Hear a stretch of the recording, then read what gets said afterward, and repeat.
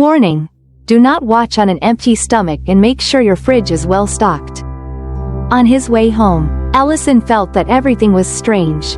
There were many puzzling aspects to the lady's behavior. She became depressed after Count Leiden fell unconscious. But why did she distance herself from Diren and control him? Because he's not her biological child? No. If that was the issue, she wouldn't have opened up before. Lady Berna had a political marriage, but she seemed to love her husband very much. At least at that time. So why did she distance herself from the rest of the family? Loving yet keeping a distance? Ellison suddenly thought it was guilt. She was feeling guilty. That's right. This case seemed plausible. So Ellison immediately returned home and called for Rurin. Rurin was happily sitting on the bed drinking beer and was startled when she heard Ellison. What? I didn't do anything wrong. Ellison put his hands on his hips and said, I wasn't going to scold you. I need you to help with something. Rurin looked at Ellison, puzzled. What is it? Ellison posed a scenario to Rurin. Imagine if I suddenly lost consciousness and couldn't talk. Would you be sad? Rurin didn't need to think and immediately said she would be sad. Hearing this, Ellison told her to quickly follow him. Rurin got mad and said that he had skipped too many details. So Ellison added, and although you like desserts, you don't eat them. Rurin looked confused, wondering if Ellison was drunk. If you don't understand, just come along and you'll get it, Ellison said. At the same time, in Leiden's room at the Count's castle, Berna spoon-fed Leiden soup. Leiden was now just an empty shell. Unresponsive to anything external, the soup spooned into his mouth would dribble back out. And Berna also had no reaction. Like a robot cleaning up the spilled soup for her husband. At that moment, an unpleasant-looking servant entered the room as if he owned the place. He said, we should get ready. Count Dedren has arrived. When Berna heard this name, her face became horrified. She stood motionless and then put the bowl of soup down. I understand, and followed the servant. As they left, Ellison's space portal appeared. This time, he brought Rurin straight into Count Leiden's room. Phew, I was wondering when she'd leave. It seems they've been waiting in this space portal for quite a while. Rurin looked at the man on the bed and began to assess. Is this the city lord? From his condition, could he have been cursed? Ellison guessed. I don't really understand either. Rurin could only look and couldn't diagnose the illness. Ellison walked around, searching for something, and asked Rurin, but she also didn't know the cause. Rurin said, it's been too long since I've seen a case like this. So I'm at a loss.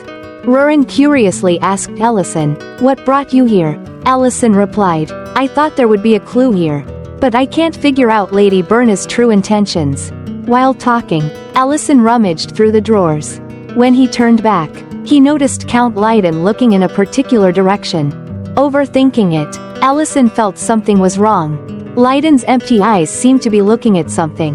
Where? Rurin didn't know either. Following Leiden's gaze, it seemed to be the piano. Ellison wondered why there was a piano here. Meanwhile, Rurin inspected more closely and discovered a roll of confidential documents behind one of the pillars. She pulled it out. Ellison saw it and urged, open it. Ellison and Rurin unrolled the paper and were immediately shocked. The documents revealed that Lady Berna had embezzled taxes from Grake. Furthermore, the document detailed the amount of embezzlement from various sources. A shocking truth, but it didn't stop there. The author of the document was Lady Berna herself. Ellison rolled up the paper and handed it to Rurin. Can you go to the imperial capital for a moment? Rurin was surprised. Right now? Elle answered, I have to take this to someone in another room. In his room, Diren heard a knock on the door and wondered who was coming at this hour. Ellison opened the door and walked in with a bright smile. Diren, take a look at this. He handed Diren the roll of paper that he and Rurin had just found. After reading its contents, Diren's face gradually turned pale. What's this? My mother transferred Grake's taxes to Dedren? He was shocked at what he saw in the documents and had to hold back his voice. Ellison reminded him, Shush, Count Dedren is here. Diren quickly covered his mouth. But his expression was still devastated. He wondered why his mother would do such a thing. Who could gather this information? Look at the name at the bottom of the page. Ellison reminded. Diren looked down and saw Lady Berna's name, dropping the roll of paper. No one else could have collected this kind of information. This is a confession written by Lady Berna herself. The last lines of the scroll read, "With this document, I, Berna Grake, acknowledge all the tax embezzlement in Grake." Diren trembled, confused. Why would my mother confess? Allison decided to use a special magic and said to Diren, "We need to investigate. As you know, Count Dedren is here." In the tense reunion between father and daughter, Berna asked coldly, "Why are you here?" Dedren responded casually, "Do I need permission to see my own daughter?" Berna maintained her indifferent attitude. "Since when have we been this close?" Dedren stroked his mustache and said, "I recently heard some interesting news. The Crown Prince and Duke Temurin came to Grake, and Diren was the one who welcomed them. The boy behaved very well. He's a bit different from what you said, right?" Berna immediately denied it. "I don't know anything." Dedren tapped his head, appearing like a senile old man. "I thought the boy was useless. Has he regained his confidence? What should I do? Should I make him the next Leiden?" This left Berna stunned. In extreme panic, she trembled and asked, "What are you saying?" He laughed maniacally. "Don't you know? It seems I did it without telling you. But it's not that hard to understand. I was the one who poisoned Leiden." Dedren laughed like a monster. "I intend to do the same with Diren." At this moment, Berna couldn't hold back her anger. "You bastard, I won't let you touch Diren. My daughter, I didn't ask for your permission," he said, and the man who had called her here appeared behind Berna with a rope in his hand. What happened next was predictable. Diren and Ellison could hear everything from the other side. Dedren was telling his henchmen to be careful. "We can't let Lady Berna get hurt." Ellison frowned upon realizing that Count Dedren had poisoned Leiden. The reason behind Lady Berna's confession also became clear. Meanwhile, Count Dedren continued with his plan. Lock her in the basement where no one can find her. Diren was extremely angry. He banged on the table and demanded that the soldiers from the city lord's castle be summoned immediately. But Ellison tied him up with magic. He shouted, "Master, what are you doing?" Ellison coldly told him, "Observe the situation. Count Dedren's spies have infiltrated deeply enough to poison the city lord's meals and kidnap the lady. Can we trust the soldiers in the castle?" As he said, even the bespectacled butler was stopped by the soldiers. Ellison held Lady Berna's confession and told Diren, "We can catch them with my help. But it's unlikely that Count Dedren has poison with him. Even if we catch him, we don't have any evidence. We can only charge him with kidnapping, not poisoning the city lord. Are you planning to use this document as evidence? This way, we can lock up both the Count and Lady Berna." Diren asked helplessly, "So what should I do?" Ellison offered a plan. "We need to create a situation with solid evidence, executed by someone of high standing." At that moment, Rurin appeared, bringing someone of high status. In the middle of the night, Medrin was brought here tied up. She didn't understand what was happening. Poor girl, she's been having a run of bad luck since getting involved with Ellison. She has no idea what's happening. One minute she was minding her own business. The next she's ambushed and brought here. "Is this the person?" a shocked Diren asked. Ellison smiled. "I have an idea." He looked at Diren. "Can you act a little?" The long night passed, and a new day arrived at Count Dedren's castle. Berna's head was uncovered. She was tied up and gagged. Count Dedren acted like a concerned father. "Daughter, are you all right? It's already daylight outside, but it's still dark in here. There's a place we need to go. Follow me." Berna hadn't recovered from the shock her father had caused the night before. Once freed, she shouted, "Why? Embezzling Grake's taxes and constantly controlling Diren's every move. You have everything you want. So why are you targeting Diren?" He laughed as if he had heard a joke. "I told you, I can't stand his behavior. By the way, I originally planned to poison Diren first. And after ensuring an heir, I intended to take over all of Grake. Is it because the Count has changed? Or because you're not charming enough?" he said, leading Berna out of the basement. Dedren suddenly turned back and yanked Berna's hair hard. "This is my judgment. You know I'm the one who poisoned him, right? Aren't you surprised?" Berna was in pain. her forehead bleeding. She pleaded in anguish. "Please, I'm begging you, spare Diren." Dedren grinned. "Even if you say that, I've already poisoned his breakfast." He eagerly opened the door to the room to show Berna his handiwork. Inside, Diren had a face just like Count Leiden's. Dedren mocked as he saw Berna's stunned expression. "But don't worry too much. You'll never know what I can do." Berna cried. "You're a monster. It's disgusting to share blood with you." She sobbed uncontrollably, repeatedly calling out Diren's name. Dedren showed a look of pity but was smiling. At that moment, a guard pulled out a scroll. "Count, what is this?" Dedren was quite surprised to see it. This was found in Count Leiden's room. The guard continued. "The lady collected evidence of tax embezzlement in Grake under your orders, Count Dedren." Count Dedren was stunned as he read the contents of the scroll. Berna saw it and lost all hope. No way. She wanted to rush to seize the scroll. But the guards stopped her. Count Dedren laughed maniacally. "Is this what you're relying on? My dear daughter, it's over." Dedren burned the scroll containing the evidence. Berna froze as she watched the fire consume the scroll. He was delivering the conclusion to this story. After her husband was poisoned, all she had left was her son. And when her son became like her husband, she ended them both and herself. A perfect story. He trembled with admiration for his own storytelling skills. Meanwhile, the guard holding Berna leaned in and whispered to her. "It's all right." Count Dedren wanted to quickly finish off Diren, sending him to the afterlife with praise. "You've done well, Diren." The guard removed his helmet, revealing a handsome face and a charming smile. A perfect story, but not like that. Allison used magic to block Count Dedren's blow, destroying his weapon. Dedren clutched his hand, not understanding what had happened to him. At that moment, Medren charged in. "Count Dedren, I accuse you of attempting to murder the Grake family." Medren, the mage captain? His face turned pale at the sight of her. "Game over, Count Dedren," Medren declared. Lady Berna trembled uncontrollably when she saw that her son was unharmed. Unable to contain her emotions, tears streaming down like a broken dam, Diren, Countess Berna, still tied up and deeply worried for her son, felt a surge of gratitude as if a savior had appeared. Tears still fresh on her face, she stammered, Thank you, sir. Truly, thank you so much. This is nothing for this master," self-proclaimed. How could he let his disciples' family fall into trouble?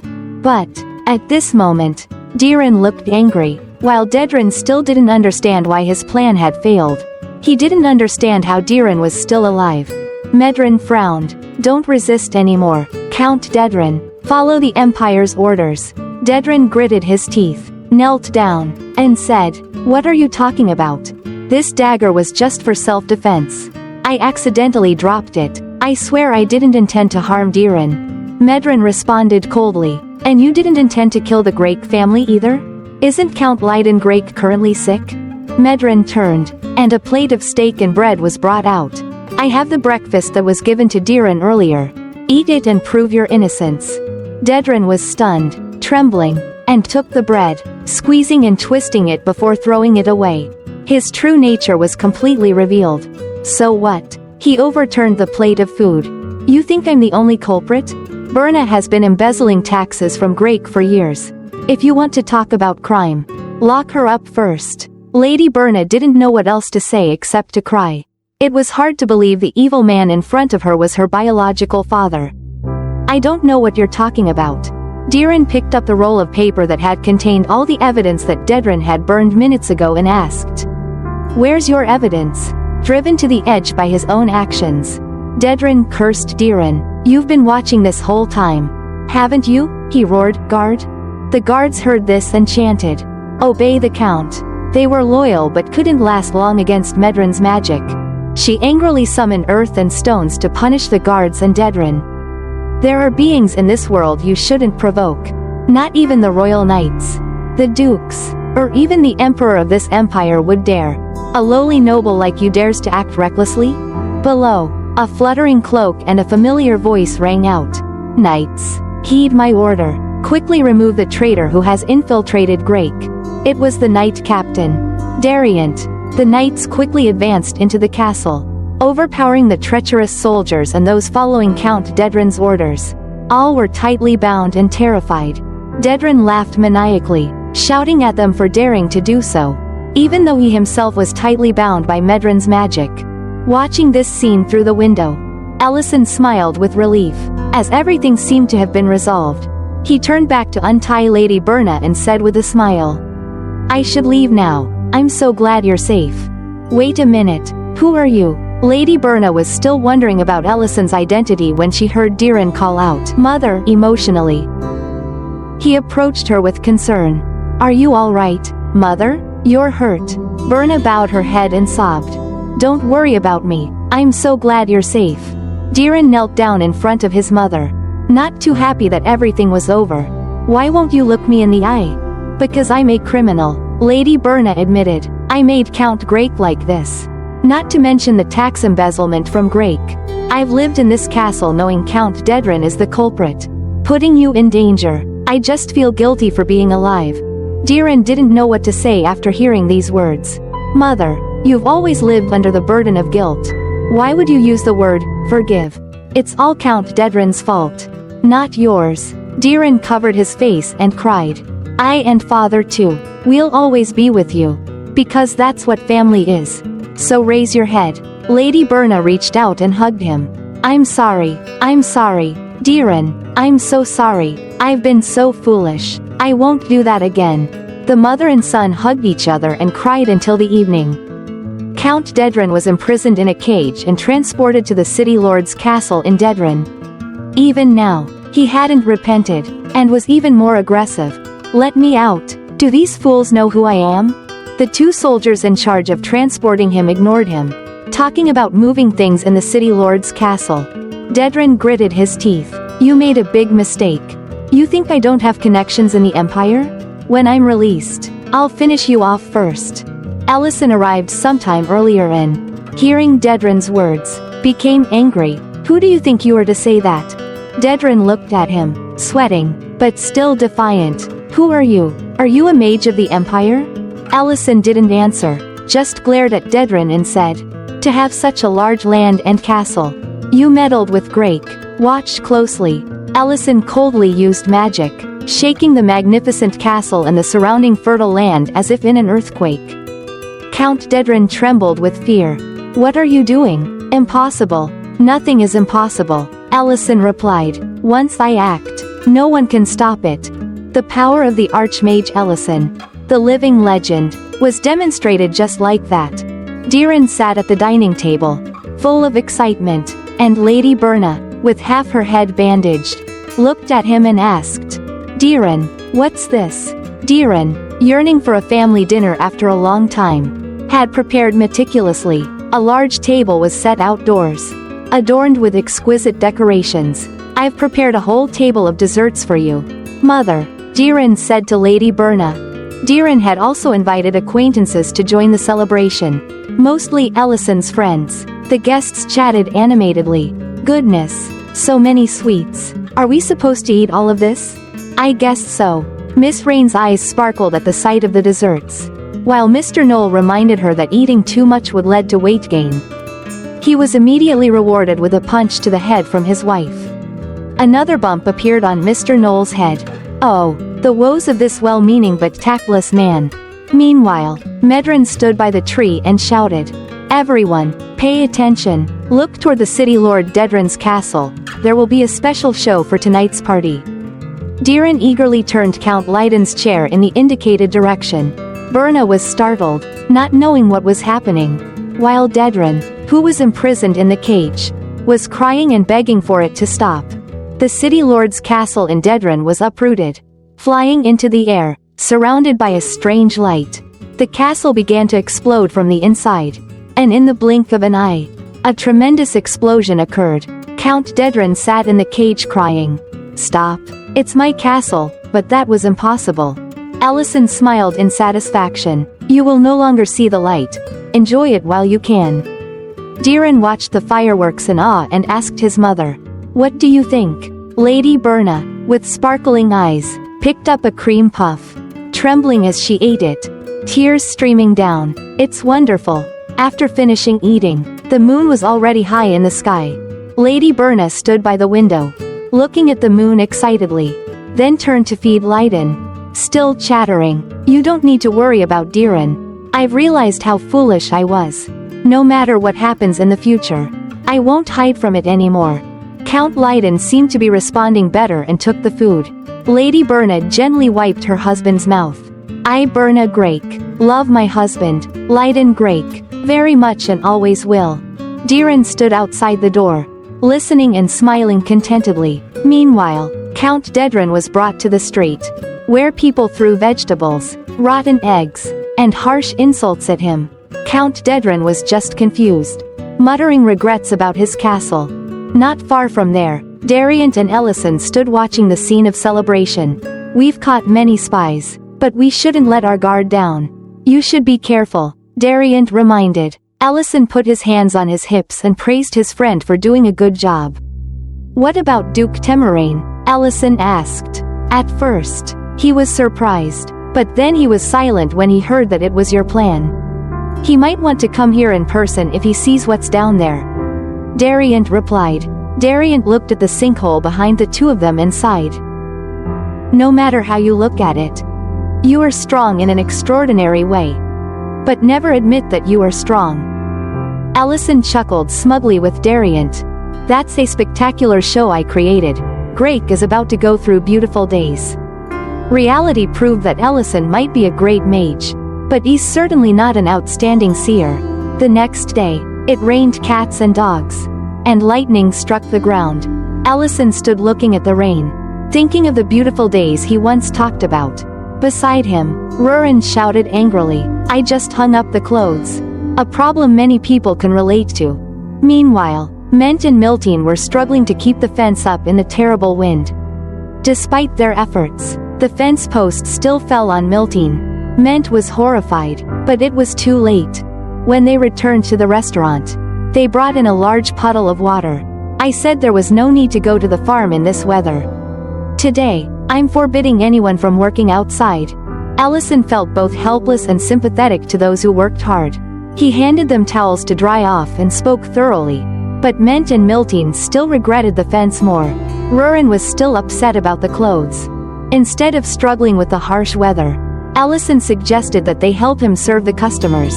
The restaurant was quite lively today. Ellison worriedly put a towel on Rurin's head. Dry yourself off first, or you'll catch a cold. Ment and Miltine stood awkwardly as they saw the two close to each other like that.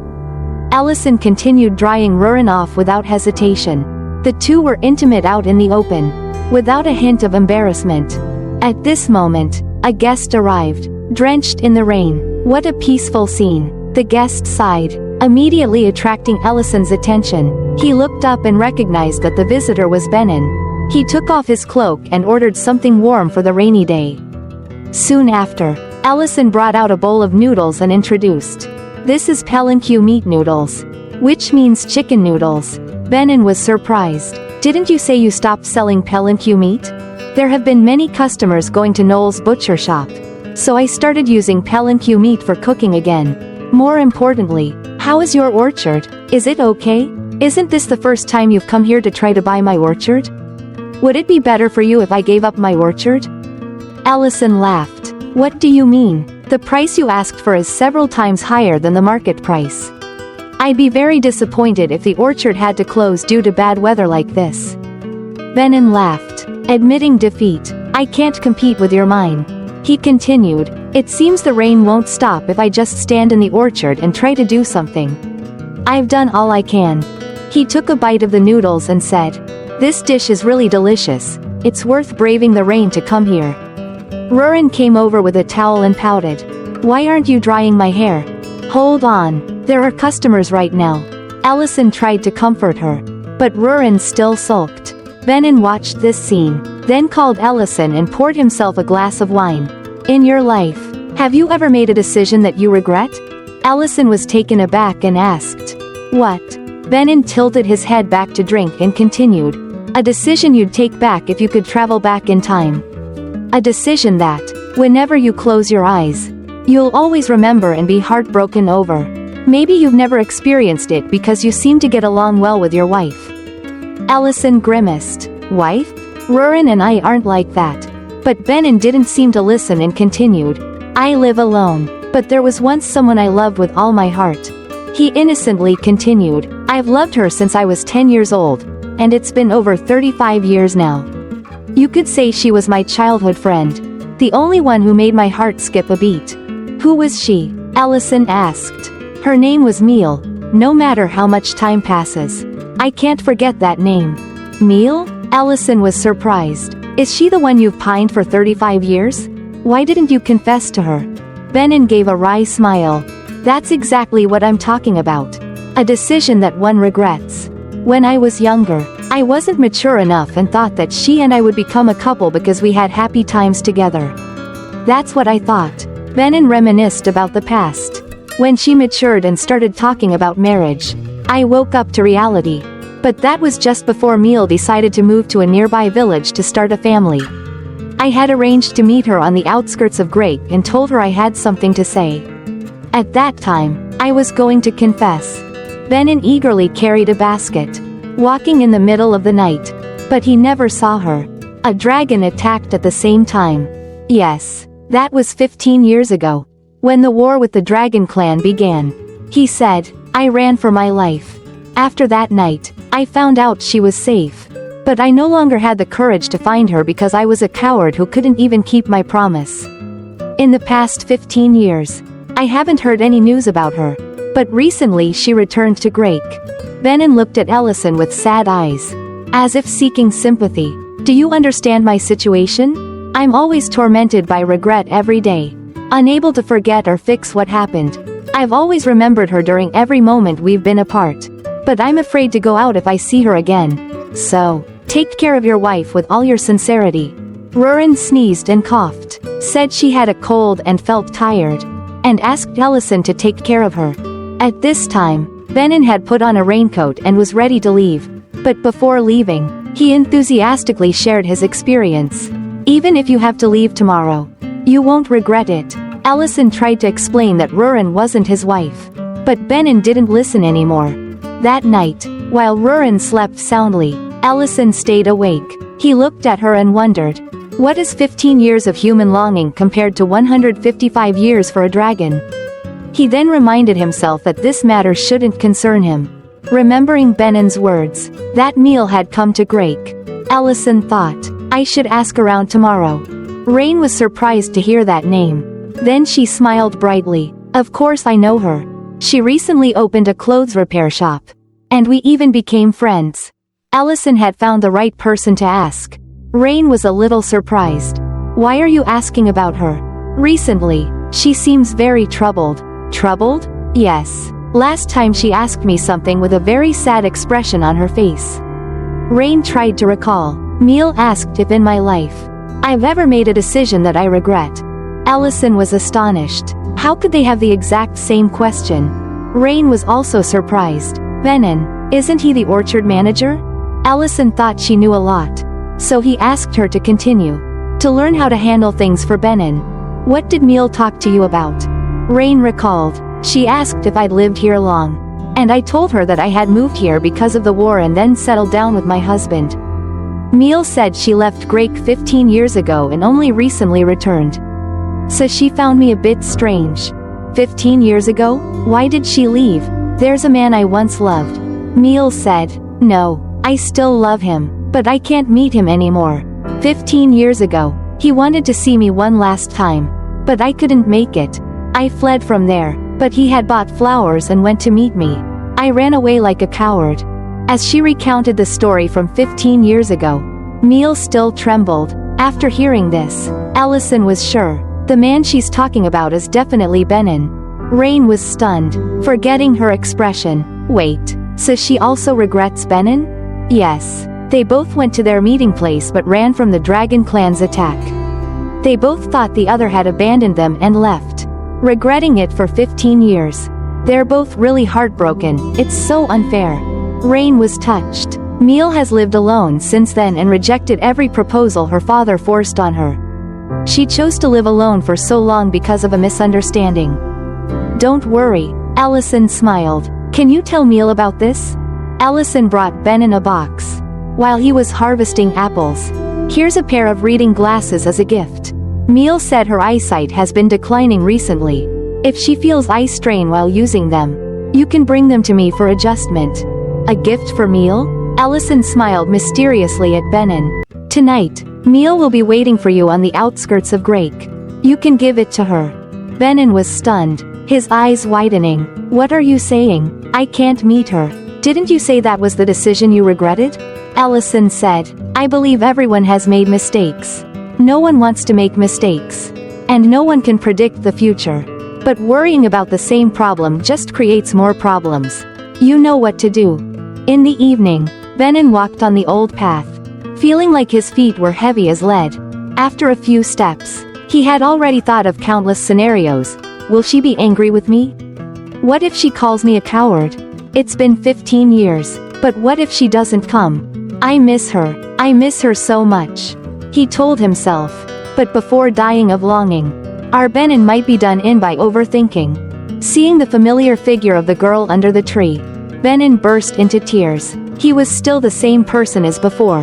Meal turned back. Benin? Benin was stunned. Is it really you, Meal? He gripped the box tightly, blaming himself for nearly running away. He shouldn't do that. Meal was also emotional. I have something to tell you about that day. Benin bit his lip, startled, his heart finally letting go. And he laughed in agreement. So do I.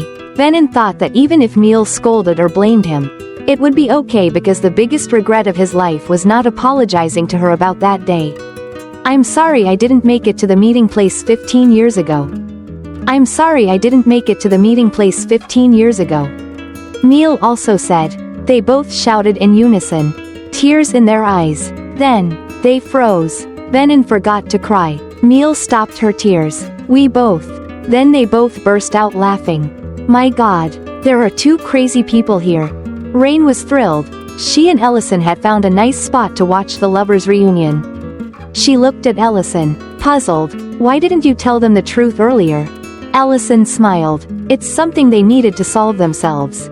We couldn't tell them beforehand, otherwise. We wouldn't have such a good story to watch.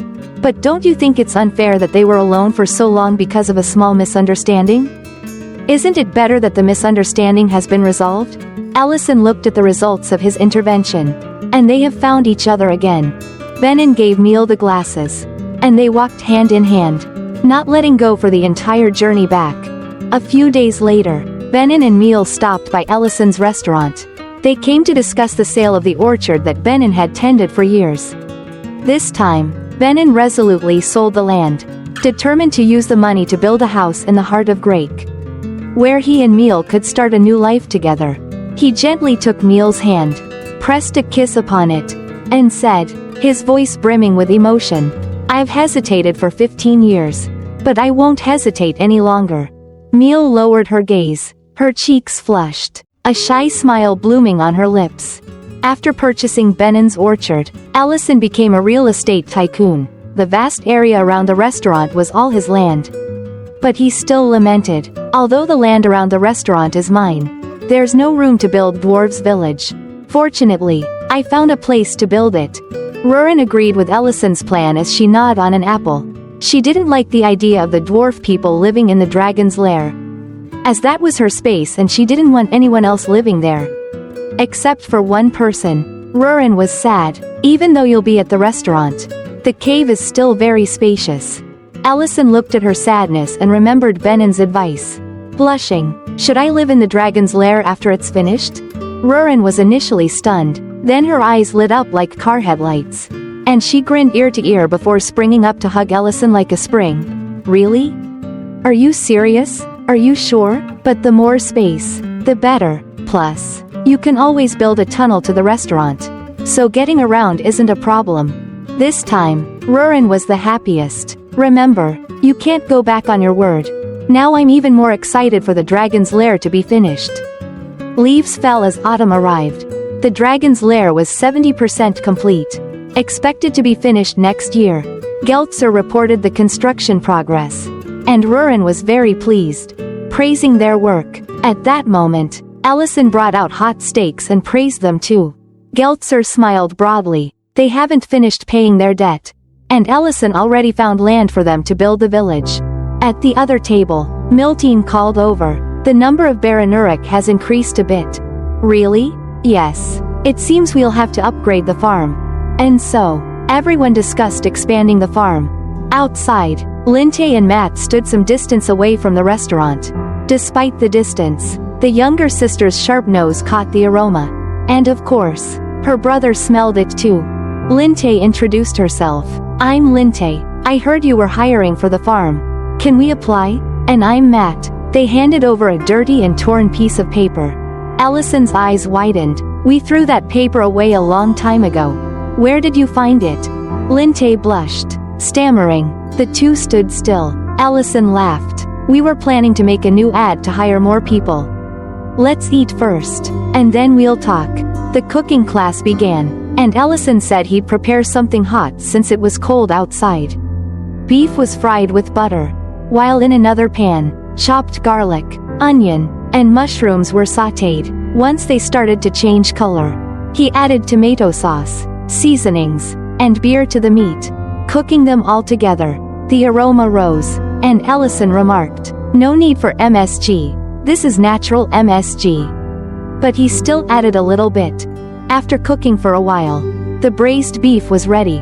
Linte took a bite and was amazed.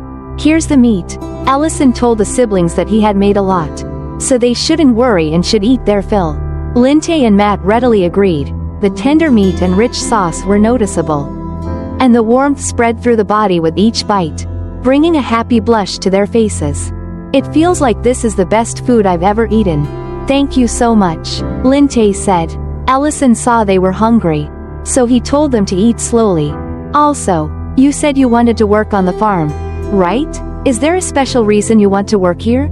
He took the opportunity to interview them. Linte's face was full of determination. Yes, we love animals, and besides that, I don't know anything else. But my sister and I are very resilient and don't give up easily. You're spirited but lacking a bit. Allison called Elena over to check. He's telling the truth about their resilience, but they're hiding an important fact.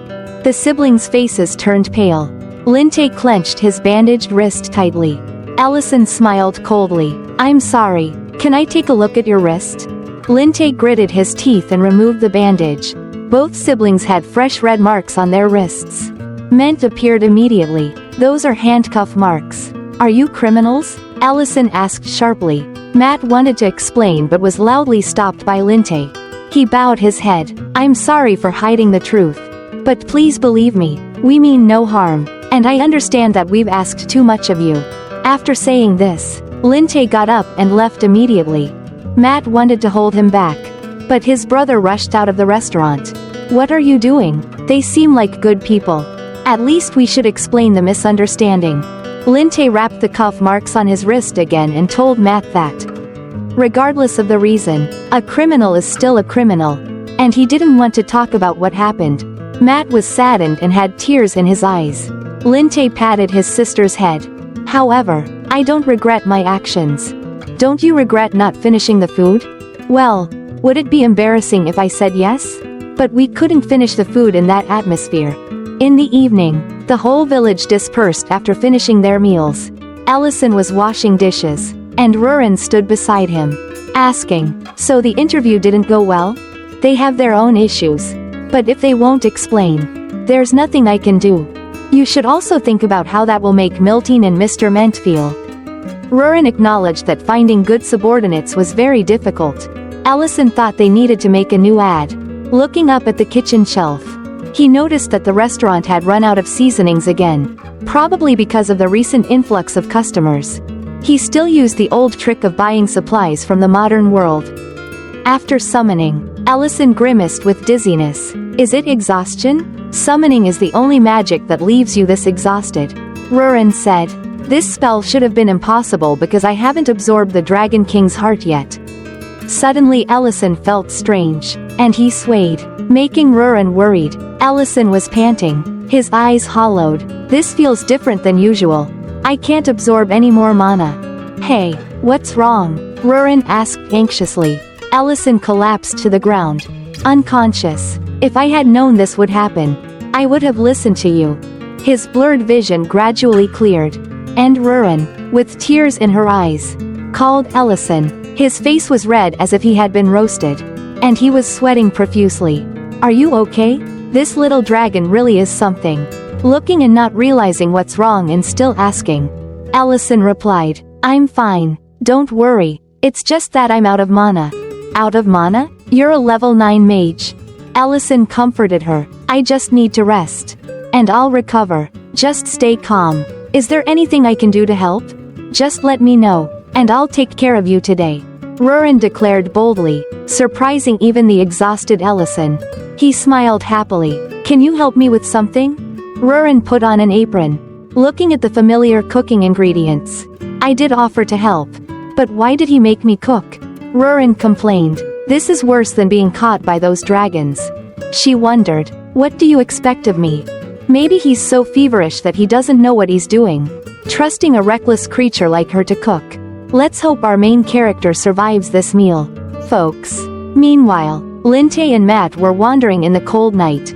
No matter how hard we try to find a job, people in the city won't hire us because we're ex-convicts. That's why we went to the restaurant on the outskirts. How will we survive this winter? Being in prison is warmer. Linte and Matt were struggling with a difficult life. They no longer cared about others, only finding ways to survive. This made them scavenge for food in the trash or even steal food. We've become actual criminals, Linte said, while rummaging for food in the trash. They found the restaurant's flyer. Linte noticed a stray cat meowing and felt a pang of compassion. He seemed to really love animals. Let's search the trash more carefully. Suddenly, a fat nobleman appeared with his men. Are you sure Linte and Matt got out of prison today? Yes, I'm sure. Find them right away. When Linte saw the fat nobleman, he went mad, his face filled with hatred. Matt also remembered him well. Rotunda, the overseer of the construction site. I didn't expect he would still be looking for us. Linte gritted his teeth in anger. Unable to endure it anymore, he never stopped his wrongdoings. He stood up, but Matt held him back. Brother, we have to be patient. This time it won't be just 2 years. 2 years ago, in a room, there were inappropriate sounds. The fat Rotunda had pinned a woman against the wall. Ignoring her crying, he laughed indecently. Does it make sense to kick me out while the construction site is operating? He reached out to caress her cheek.